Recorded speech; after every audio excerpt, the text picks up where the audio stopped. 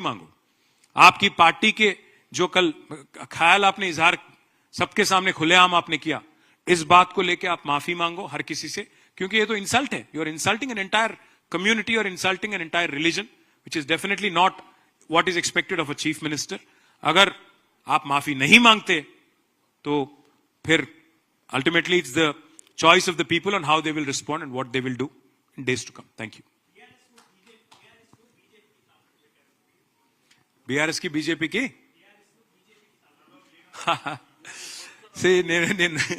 నేనేమంటా అంటే, మీరు ఒకటి చెప్పండి, ఇంతకంటే దృఢమైన బలం ఛోటేబాయ్ బడేబాయ్ బంధం ఎంత దృఢంగా ఉందంటే, ఛోటేబాయ్ వాళ్ళ బమ్మర్దికేమో బడేబాయ్ కాంట్రాక్ట్ ఇస్తాడు.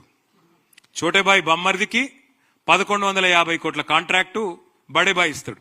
బడేబాయ్ ఎంపీకేమో ఛోటేబాయ్ 1350 కోట్ల కాంట్రాక్ట్ ఇస్తాడు. ఛోటేబాయ్ మంత్రివర్గంలోని మంత్రి మీద ఈడీ రైడ్ అవుతుంది సంవత్సరం కింద.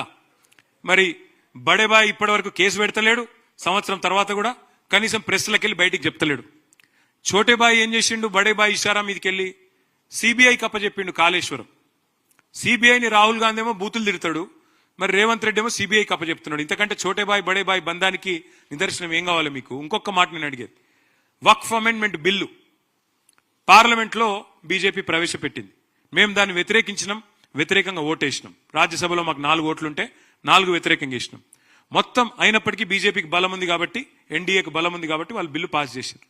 పాస్ చేసినాక 28 రాష్ట్రాలు ఉంటే భారతదేశంలో ఫస్ట్ గవర్నమెంట్ వక్ఫ్ అమెండ్మెంట్ బిల్లు వెంటనే అమలు చేయాలని జీవో తెచ్చిన ఫస్ట్ గవర్నమెంట్ ఛోటేబాయ్ గవర్నమెంట్. బడేబాయ్ బోలే, ఛోటేబాయ్ లాలియే. అంటే ఎంత డీప్ ఉన్నదంటే, ఇక్కడ నడుస్తున్నది కాంగ్రెస్ గవర్నమెంట్ కాదు. यहाँ जो चल रहा जॉइंट वेंचर गवर्नमेंट चल रहा, कांग्रेस बीजेपी का जॉइंट वेंचर गवर्नमेंट यहां पे चल रहा. इसलिए ईडी रेड होता इन पे. कौन? पोंगुलेटी श्रीनिवास रेड्डी तेलंगाना रेवेन्यू मिनिस्टर पे केस नहीं बनता, ईडी नहीं बोलती, मिनिस्टर मुंह नहीं खोलता. अब रेवंत रेड्डी के साले साहब को अमृत स्कीम में टेंडर मिलता 1100 करोड़ का, और यहां पे बीजेपी एमपी साहब को 1350 करोड़ का काम रेवंत रेड्डी साहब देते.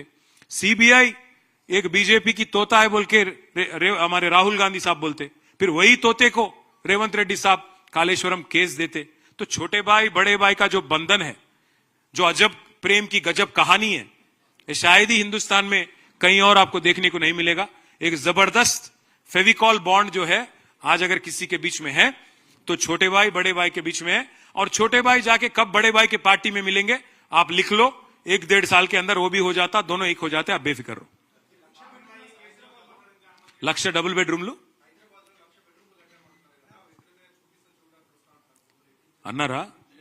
ఆయన గృహ నిర్మాణ శాఖ మంత్రేనా? 2 ఏళ్ల నుంచి ఆయనే మంత్రి కదా. మా శ్రీనివాస్ యాదవ్ గారిని గిట్లనే గతంలో అడిగితే నువ్వు రా అని చెప్పి బట్టి విక్రమార్క అప్పుడు సిఎల్పి లీడర్, ఆయన మంత్రి సీనన్న పోతే మధ్యలోకి వెళ్ళి తట్టబుట్ట వారిసి పారిపోయాడు. ఎవరు? బట్టి. పొంగులేటి శ్రీనివాసరెడ్డి నిజంగానే గృహ నిర్మాణ శాఖ మంత్రి అయితే ఒకసారి రివ్యూ చేసుకుంటే మంచిది, ఆయనకి సిగ్గుపోతుంది. లేకపోతే ఒకటే కాడ కొల్లూరులో 17,000 ఇండ్లున్నాయి, కొద్దిగా అవతల పోతే నాగులపల్లిలో ఇంకో 5,000 ఇండ్లున్నాయి, కొద్దిగా కిందికి పోతే ఇంకో 6,000 ఇండ్లున్నాయి. ఒక్కసారి చూసుకుంటే మంచిది, ఎందుకంటే ఆయన గృహ నిర్మాణ శాఖ మంత్రి. మాట్లాడేటప్పుడు అజ్ఞాన ప్రదర్శన చేయకుంటే ఆయనకే మంచిది.